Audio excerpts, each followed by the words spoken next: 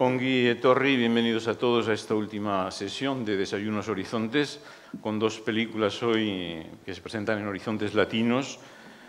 Era una vez Eu, Verónica, película brasileña de Marcelo Gómez, y La Demora, película uruguayo-mexicana de Rodrigo Plá.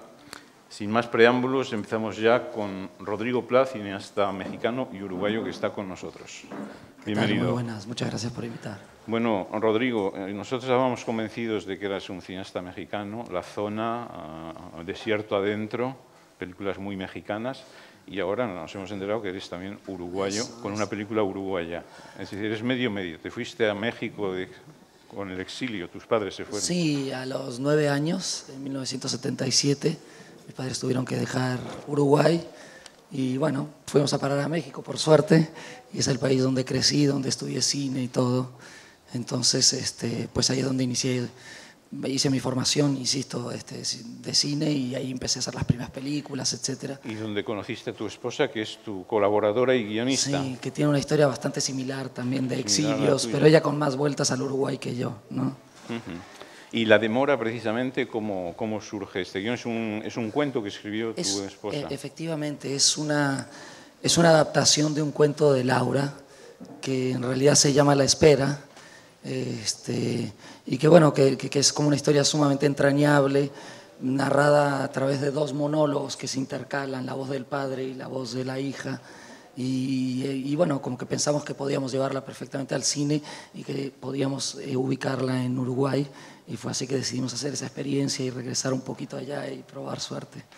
Y está rodada en barrios muy particulares de Uruguay, es decir, la localización es importante en el tema de la película. Sí, bueno, en general no son barrios así que tengan particularidades demasiado grandes, y sin embargo uno, bueno, busca como vincular las locaciones a la historia misma. O sea, por ejemplo, cuando nuestro personaje principal queda abandonado como en una plaza, buscamos un espacio que se asemejara como a una isla. O sea, hay una banca, unas mesas, hay unos pocos árboles y en medio de una gran plaza y rodeado como de muchísimos edificios, y el hombre está como totalmente solo ahí en esa isla. Entonces, bueno, como que uno va buscando referencias y cosas, ¿no? Para los que no han visto la película, digamos que Carlos Villarino, que es Carlos Villarino, sí, que es tu intérprete principal, es un anciano que padece de Alzheimer, y su hija, que es una madre con 3 hijos, que tiene muchas dificultades en su vida, está completamente desesperada, ocupándose sola de él, y un día decide abandonarlo en plena calle. Sí, bueno. ¿Es un hecho real sobre el que escribió? En realidad no. Por ahí en algún momento Laura escuchó más bien leyó algunas notas donde se hablaba justamente de familiares que estaban dejando a gente de la tercera edad, como en clínicas y en lugares, e intentó como cuestionarse acerca de quién se ve orillado a hacer algo así. En primera instancia uno empieza a pensar, lo imagina como con ciertos prejuicios, y sin embargo ella le dio la vuelta, intentó como comprender qué podía orillar a alguien a hacer algo semejante. Al final de cuentas, creo que es como una historia en realidad donde hay mucho amor entre la relación del padre y de la hija, y este momento donde él queda en la plaza tiene más que ver como con un quiebre emocional de ella. Ella de pronto es como un accidente emocional donde no puede más y tira la toalla, ¿no? Es decir, que la demora es el tiempo que este anciano se va a pasar en la calle perdido, bueno, mientras que ella tiene una crisis de culpabilidad, de conciencia, y vuelve a buscar. Hay algo de eso. La demora en realidad está más vinculado a ella, porque quien se demora es ella, ¿no? Justo hubo como un cambio con respecto al título del cuento, donde era La Espera. La espera era él, el padre, y la demora se convierte ella, que es como más la que llega. Ella, que es Rosana Blanco, una sí, actriz uruguaya con una larga carrera. La hemos visto aquí en una película de Javier Rebollo, El muerto y ser feliz, por cierto, en competición. Bueno, ¿cómo escogiste a Rosana y cómo escogiste a tu actor principal, que no es profesional, aunque parezca un papel de composición? Exactamente. Yo había visto Matar a Todos, de Roxana Blanco, y Alma Mater, películas previas de ella, y bueno, y me pareció que era una mujer con muchísimas cualidades, Después, cuando estuve en Uruguay, hice como varias pruebas, traté de conocer diversas actrices. En realidad había buenas alternativas, me pareció que el nivel actoral en Uruguay es muy bueno, pero bueno, Roxana destacaba de alguna manera, tenía una capacidad de involucrarse impresionante y una precisión. Yo diría que es una actriz que se caracteriza por su precisión, como para reflejar emociones y para conseguir los trazos, etcétera, como con mucha naturalidad. Y por otro lado necesitaba un actor justamente de 80 años, con lo cual era difícil encontrar gente en activo ya, ¿no? O sea, actores de 80 años en activo, que su cabeza estuviera lo suficientemente bien como para poder recordar diálogos, interactuar, en fin, y que estuviera bien de salud para aguantar el frío de Montevideo, ¿no? Del invierno. Y no encontraba entre los profesionales, amplié como la búsqueda y apareció este señor, Carlos Ballarino, que desde el primer instante pues nos entusiasmó, o sea, realmente es eso, era como un niño jugando a algo y entonces se olvidaba de lo demás y hacíamos improvisaciones con él y el tipo como que eso, reaccionaba sumamente bien y nos convenció. ¿Y esa mezcla, ese trabajo con Roxana precisamente? En realidad funcionó para la película porque lo que sucede es que este hombre que está perdiendo la memoria se empieza a volver para ella como una carga también, o sea, y sucedía algo semejante a la hora de montar las escenas, porque hacíamos secuencias como muy largas, planos muy largos, y eventualmente él se equivocaba porque no era un profesional y ella se crispaba porque el otro se equivocaba y él se sentía culpable. Entonces parecía incluso hasta la relación misma que tienen dentro de la familia y dentro de la película, ¿no? Como que nos servía también para los personajes. Y al adaptar esos monólogos, precisamente, que el comienzo del cuento son dos monólogos, la hija y el padre, ¿cómo te planteaste precisamente cómo llevarlo a la pantalla, esa puesta en escena? Lo que hizo ese cuento es que marcó como una pauta muy clara. O sea, al ser dos monólogos nosotros sabíamos que teníamos que contarla a través de los ojos de ellos dos. O sea, en todos los aspectos, en la puesta en cámara, por ejemplo, cuando hablábamos con María Seco, la fotógrafa, decidimos que lo que son personajes secundarios y apariciones eventuales, etcétera, podían estar fuera de cuadro o que se vieran parcialmente o en un reflejo, muchos reflejos, o fuera de foco, en fin. Entonces, en ocasiones la cámara se queda con ellos, se atrasa, se queda todo el tiempo con ellos y las personas pasan pero como alrededor, ¿no? Se armaba toda una coreografía, pero siempre queríamos como vivir esa historia a través de ellos, ¿no? ¿Tu método de trabajo como director es siempre el mismo? Porque son películas muy diferentes las anteriores. Son todas muy diferentes. Creo que lo he ido depurando el trabajo. En esta oportunidad tuve la suerte de hacer una película como más de actores, más de personajes, digamos. Y eso repercutió como en un proceso de ensayos muy enriquecedor, donde primero hubo un análisis de texto que venía muy ayudado por el texto original de Laura, del cuento. Después montábamos las escenas en las oficinas, pero también intercalábamos mucho con improvisaciones, incluso para distender un poco el ambiente cuando el señor se empezaba a atorar con los diálogos y todo. Y eso culminó con todo un ensayo en locaciones, que fue sumamente enriquecedor porque allí ya participaba todo el mundo, participaba el director de arte, la fotógrafa, vestuarista, guionista, todos. Y entonces el espacio se iba adecuando a los requerimientos de la escena y eso fue como muy enriquecedor, o sea, movíamos también los diálogos, o sea, estaba como vivo, estaba hasta el editor, me parece, si no mal recuerdo. ¿Tus películas siempre las has escrito en colaboración con Laura Santullo? Sí, en este caso es un poco diferente el asunto. Era una historia de Laura, ella aparte la tenía como mucho más clara que yo y decidimos que escribiera sola el guión. Lo hizo ella sola, ella hizo el guión y aparte conocía mejor los diálogos en uruguayo, digamos, que yo. Y e incluso participó un poco más allá de los trabajos previos. Tan es así que le di un crédito, o sea, tiene un crédito, no le di, vamos, tiene un crédito de la colaboración en la dirección. O sea, es casi codirectora, digamos, solo que a veces ella tenía que irse antes porque tenemos niños y no se podían quedar solos y una ausencia ya era bastante, pero en realidad fue casi una codirectora en este caso, ¿no? Decías que habéis tenido ganas de volver al Uruguay, efectivamente hiciste algunos cortos antes de tus largometrajes y uno de los primeros fue El ojo en la nuca. Exacto, en que abordabais ya esta temática de la dictadura chilena. Y por bueno, cierto, uruguaya, sí, uruguaya, en este caso, sí, pero... perdón, uruguaya. Y por cierto, con dos actores que se han hecho muy conocidos desde entonces, son Gael García Bernal y Daniel Endler. Endler, efectivamente, sí.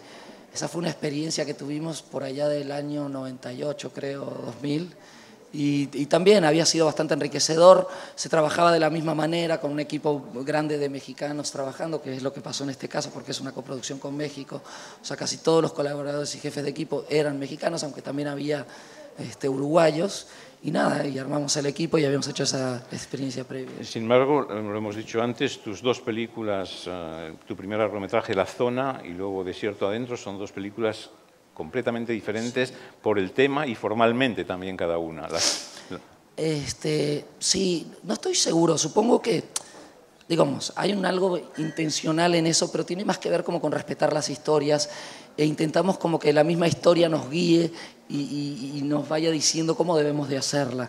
Por supuesto, probamos diferentes situaciones, o sea, tenemos en La Zona una construcción mucho más clásica, aunque la historia sea relativamente particular. En Desierto Adentro hicimos como juegos con quiebres brechtianos donde la emoción se caía y no sé qué, y en La Demora es mucho más de personajes, donde hay cosas importantes que se dicen en medio de las escenas, pero están metidos como en medio de otros diálogos como mucho más inocuos, ¿no? Y sin embargo avanza la historia pero a otro ritmo, con la posibilidad como de conocer a nuestros personajes, y creo que eso era como importante. Y supongo que la diversidad en nuestro trabajo se está vinculado a que si hay una constante en la vida es el cambio, vamos, nuestros cuerpos van cambiando, todo en nuestras cabezas, entonces uno trata de ser fiel a eso. Antes llevabas pelo largo y ahora... ¿O no? ¿Qué te parece? Oye... La Zona era un tema muy social, un country, la sociedad ultraprotegida y violenta en México, el racismo, los prejuicios sociales. Efectivamente, Desierto Adentro era el tema de la rebelión de los cristeros, totalmente diferente. Tenía que ver con la locura religiosa. El fanatismo religioso. Y el fanatismo religioso. Que pasáis de uno a otro, efectivamente, para los que intentan buscar una continuidad es difícil de seguirte. Es un poco difícil. Supongo, si yo tratara de encontrarle, digo... Hay algunas cosas que manejamos en todas nuestras películas, como que me gusta condensar en la primera imagen el significado total de la película. Es como tratar de resumir en una imagen. Entonces, trato de que lo primero que vemos, por ejemplo, las arrugas, en el caso de este viejo, habla como en general de la película y se alarga también hacia el comienzo en esa secuencia. Esta película, en efecto, La Demora, es una película mucho más de personajes muy humanos, intimista. Tuvo el premio ecuménico, creo, ¿no? Sí, también el premio de los lectores del Tagesspiegel en Berlín. En Berlín. Sí, sí, sí. Es decir, que es esa relación humana padre-hija que os ha interesado. Eso era lo que te quería decir hace rato, que si hay alguna constante, me parece que es la relación entre padres e hijos. En este caso, una hija y un padre, pero en todo sabido, tanto en La Zona como en Desierto Adentro, siempre es la relación padre-hijo. Sí. Y creo que en esencia es eso, la película, es como contar una historia de amor que de pronto, un mecanismo que deja de funcionar del todo bien, ¿no? Y se quiebra, pero hay mucho amor, son como personajes muy dignos, lo cual vuelve las decisiones mucho más conflictivas, ¿no? Si hay gente que le importa, las decisiones son más interesantes. ¿Se trata de una coproducción con Francia? Con Francia, México y Uruguay, efectivamente. ¿Y tenéis ya distribución, estrenos previstos? Sí, se distribuye en Francia con Epicentre, en Uruguay ya fue exhibida y ahora en México también se va a distribuir en febrero. Y por ahí tiene muchísimas invitaciones a festivales y nada, ojalá algún día se estrene en España. ¿Y ya estás en otro proyecto de escritura o todavía? Sí, ya tenemos otros guiones, un par de guiones y bastante diferentes a nuestros otros 3 trabajos. ¿Se puede saber algo? La verdad, soy un poco cauto en ese sentido. Va a tardar tanto en que se haga, todavía faltan 2 o 3 años, entonces creo que manejamos un tema bastante contemporáneo y bueno, tratamos ahí como de ser discretos. Muchas gracias y gracias, vayan a ver La Demora, película mexicana de Rodrigo Plá en Horizontes Latinos. Vamos a terminar con un extracto de la película.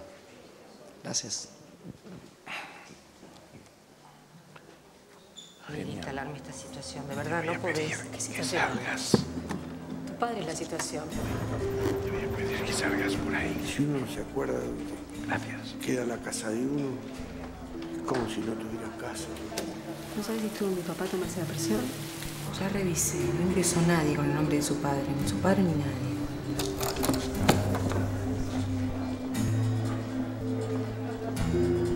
mí tampoco me hace gracia, pero estoy muy cansada, papá. Y no es por quejarme contigo. Vos no tenés la culpa, pero con los chiquilines, con todo. Tengo que buscar un trabajo mejor fuera de casa. ¿Usted la puede llamar? ¿Quién?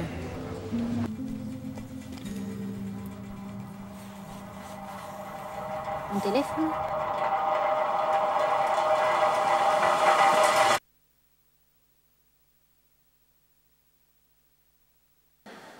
Seguimos adelante con Desayunos Horizontes y la segunda película del día, que va a cerrar ya esta sesión 2012 de Desayunos. Película brasileña, Era una vez eu, Verónica, de Marcelo Gómez. Está con nosotros el director y también su actriz Hermila Guedes. Bienvenidos. Está con nosotros también la traductora Lourdes, para traducir aquí a la actriz. Bueno, tercer largometraje en tu carrera, Marcelo, y viene una vez más, sí, por favor, cogéis los micrófonos, y viene una vez más de cine en construcción. Es verdad, es verdad. Ayer estaba me recordando que hace años, 7 años, tenía una película que no conseguimos plata para financiación y casi desistí de mi carrera profesional. Y luego fuimos seleccionados para Cine en Construcción. Presenté la película en Cine en Construcción y todo en mi vida se cambió para mejor. Tu anterior era Cine Aspirinas y Buitres, que estuvo aquí en Horizontes también. Bueno, hay que decir que este es tu tercer largometraje y tu intérprete es Hermila Guedes, que tiene una larga trayectoria en el cine, el teatro y la televisión. Bueno, Hermila, tú eres Verónica. ¿Cómo es tu personaje en esta película de Marcelo? A Verônica é uma jovem estudante que mora no Recife. A cidade se passa no estado de Pernambuco, capital Recife. E acredito que a Verônica seja uma jovem que está aprendendo a ser alguém na vida, com questões e dúvidas profissionais, pessoais, afetivas. Então, uma jovem à procura dela mesma dentro desse mundo. Verónica es una joven que vive en Recife, en Pernambuco. Es una joven que está buscando su lugar en la vida, que tiene muchas dudas a nivel profesional, a nivel afectivo, de cómo situarse en la vida, porque ella lo que quiere es llegar a ser alguien en la vida. Hay que decir que la película está relatada en primera persona. Es como un diario. Es un poco también lo que habíais hecho en tu anterior película, en Vuelvo porque te amo, era también una forma de diario. Exacto. La diferencia es que ahora el protagonista es una mujer y las otras dos películas los protagonistas eran hombres. Y yo tenía esta gana de construir un personaje femenino, porque a mí me encantan los personajes femeninos en el cine. Y tenía una ganas también de hacer una película con Hermila, que estaba en mi primera película, y me encanté, me quedé fascinado, magnetizado, hipnotizado por la actuación de ella en mi primera película. Entonces decidí escribir un guión para ella. Empecé con una crónica, no como una novela, una crónica del cotidiano de esta mujer que va a la playa, que trabaja, que tiene amigas. Y luego decidí hacer 30 entrevistas con mujeres de la misma edad de la protagonista, y ellas me contaron por 2-3 horas de entrevistas, casi una psicoanálisis, sus dudas, sus emociones, sus contradicciones, sus perspectivas de futuro, y luego toda esta experiencia yo puse en el guión, y después del guión listo llegó Hermila con otras actrices y pusieron también su experiencia un poco para Verónica. Y ahí está la película. Para los que no han visto Verónica, hay que decir que es una mujer que lleva una vida sexual y sentimental muy libre. Es estudiante de medicina, acaba sus estudios, es médico psiquiatra y bueno, tiene una relación muy fuerte con su padre y dificultades para tener una historia de amor, para saber dónde situar sus sentimientos. ¿Cómo ves tú esa personaje?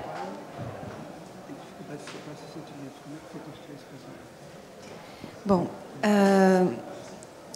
eu tinha muita vontade de trabalhar com o Marcelo mais intensamente, porque tinha feito um filme antes, o Aspirinas, E acredito que seja um diretor que passa muita confiança e segurança para o ator. Então, eu acho que esse filme precisava de muita entrega, porque é um filme que expõe muito a nudez, a exposição de sentimento também, claro. E o Marcelo, a gente ensaiou muito todas as cenas. E trabalhamos as cenas do filme minuciosamente, cada possibilidade, cada sentimento que teria essa personagem em cada situação que ela vivia, né? Eu acho que foi um trabalho bem intenso. Acho que por isso há um resultado tão bonito, assim, né, Marcelo? Acho que é isso. Ella le gustó mucho trabajar, ya en su primera ocasión con Marcelo, tenía ganas de volver a trabajar con él de una forma más intensa, porque Marcelo es un director que transmite mucha confianza y mucha seguridad a sus actores. Entonces, ella se entregó mucho en el personaje, él le ayudó mucho y quiere en todo momento expresar sus sentimientos. Ellos trabajaron conjuntamente cada escena para desarrollar bien todos los sentimientos que cada escena o las situaciones que la escena en sí misma incluía, y que ha sido un trabajo muy intenso por parte de los dos, en una colaboración muy estrecha. Marcelo, bueno, del Sertão y del nordeste brasileño de tus películas anteriores, esta es una película mucho más urbana, en Recife, que es en el estado de Pernambuco, de donde tú eres, por ejemplo. Yo viví toda mi vida en Recife y tengo una relación muy afectiva con mi ciudad y tenía una ilusión de construir una película que se pasase en Recife. Y en el final de los créditos, el filme es dedicado a Recife y sus moradores. Entonces, había una gana mía de imaginar a construcción de este personaje que vive un dilema existencial en la ciudad de Recife, una ciudad que está abierta al mar, que hay calor y hay carnaval. Pero también hay gente con problemas existenciales muy fuertes. Entonces, imaginaba cómo construir esta relación de la ciudad que está desarrollando de una forma un tanto caótica, con los predios siendo construidos de una forma muy caótica, y cómo es vivir ahí en esta ciudad muy ruidosa, muy caótica, y reflexionar sobre la vida, sobre la existencia, sobre la condición humana. Entonces, en verdad, Recife tiene un papel como un personaje que dialoga con Verónica y con sus sentimientos. ¿Tú eres también de ahí, natural de Recife? Na verdade, eu moro em Recife há 20 anos, só que eu sou do interior do estado, do sertão pernambucano. E, então, também mais um desafio, porque esse sentimento carnavalesco, esse sentimento recifense foi um pouco meio que eu adquiri fazendo a Verônica, trabalhando junto com o Marcelo, né, assim, vendo as pessoas que moram e que amam aquele lugar, que é bem diferente do sertão. Sí, ella vive en Recife, pero ella vive hace unos años, porque ella es originaria del centro, de una zona del centro que se llama Sertão. Entonces, eso para ella, escenificar la vida de la ciudad, fue un reto más en la película, porque tuvo que adquirir un sentimiento que ya no es originario de ella, que es el sentimiento del carnaval. El sentimiento carnavalesco ella lo ha adquirido viviendo allí para la película, y gracias mucho ha sido con la ayuda de Marcelo. Marcelo, este guión lo has coescrito de nuevo con Karima Inuz, que es tu cómplice en tu obra también. Karima Inuz, recordemos, Madame Satã, director y guionista brasileño. Yo tengo trabajado hace años con Karima Inuz. La primera película que tengo trabajado en el guión fue Madame Satã. Trabajamos juntos. En Cine Aspirinas y Buitres ha hecho una colaboración también, Karim. Y viajo porque necesito vuelo, porque tenemos los dos directores, trabajamos mucho y peleamos mucho durante la rodaje, pero peleas muy buenas porque respetamos mucho la opinión de los dos. Y luego en Verónica, él me ayudó mucho en la finalización, en la edición y la construcción de este pensamiento de Verónica, como ella reflexionaba durante la película. Entonces, yo pienso que el mundo hoy en día es muy complejo. Es muy complejo construir narrativas para reflexionar sobre este mundo, y nada mejor que tener la ayuda de amigos, directores, creadores y guionistas para nos ayudar a construir esta dramaturgia de este mundo contemporáneo tan complejo. Hay que decir que sois una gran familia, porque tú has trabajado también en Oceu de Sueli, es una película de Karim Ainuz. Es una gang, es una gang, no es una familia, una gang. Eres protagonista de esa película también.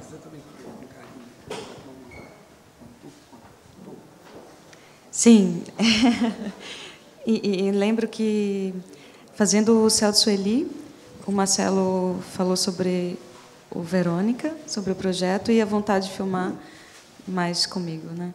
E acho que são grandes diretores. Tanto no Céu, que houve uma entrega muito grande, tanto quanto o Verônica. E é muito bom aprender a fazer cinema, porque eu não tenho formação acadêmica como atriz. Então, eu aprendi a fazer cinema junto com eles, com Karim e com Marcelo. Digamos que eu me sinto cria desse cinema deles, assim. É maravilhoso filmar, e eles têm uma segurança, me dão segurança e na maneira de fazer. São diretores que gostam de dirigir ator, né, que estão sempre junto e constroem junto esse personagem. E é dois filmes que têm super protagonistas, né, então você precisa estar de mão dada com o diretor, acredito, né, isso. Marcelo, perdón, la traducción. Son dos grandes directores, Marcelo y Karim. Primero trabajo con uno, he aprendido mucho con los dos, porque los dos, como actriz, le dan mucha seguridad en su trabajo, porque les gusta dirigir, les gusta mucho tratar muy bien a sus personajes y orientarlos. Entonces ella cree que ha crecido como actriz al poder trabajar con estos dos grandes directores. Marcelo, esta es una producción de Pernambuco. Hay que decir que en el último Festival de Brasilia las dos películas que tuvieron premio fueron la tuya y otra, y todas las dos producidas en Pernambuco, que se está convirtiendo en un lugar de producción cinematográfica importante en Brasil.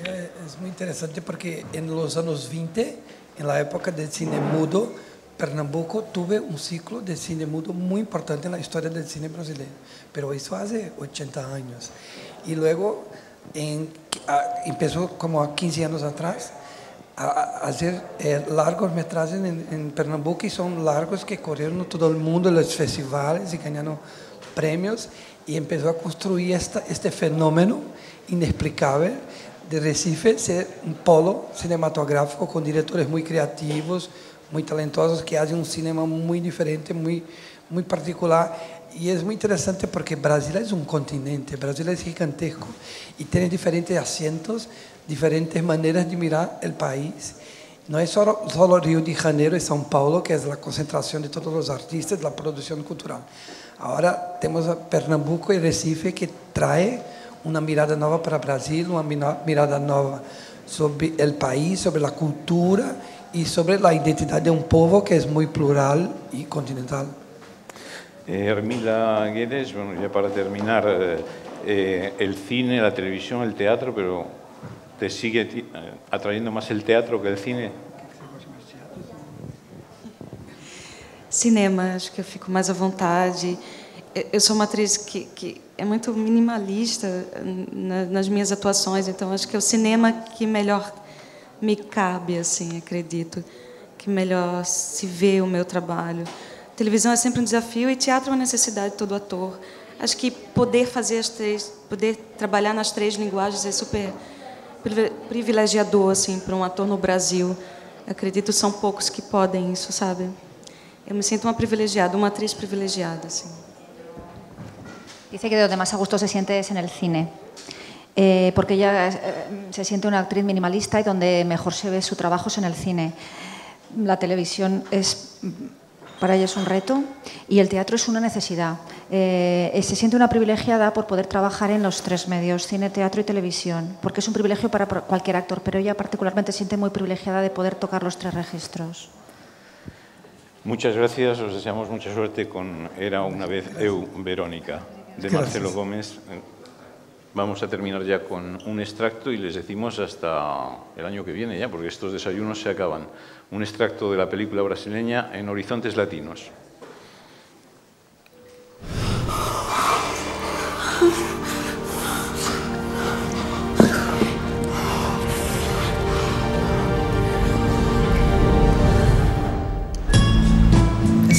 Verônica fez um sexo gostoso durante a noite, mas não fez amor.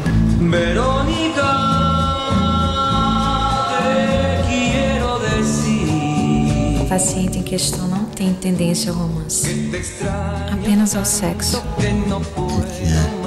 Eu tô pensando que tu tá do meu lado, mas eu não tô do teu lado. O pessoal teve fome ou se masturba. Vai uma siririca. Ai, minha gente, agora eu descobri por que eu sou magra. Que tristeza é essa, minha filha? Acho que eu tenho coração de pedra. Ninguém é perfeito, minha filha. Eu, paciente Verônica, com dúvidas sobre a vida. O que foi? Tá assistindo alguma coisa? O peso da idade só. No nosso coração. Em crise. Olha a sua vida. Por causa da doença, ele vive perguntando se eu tô com alguém. Então a gente tem que sair, que a gente tá namorando, não? Tá tudo. Meu pai não vai gritar.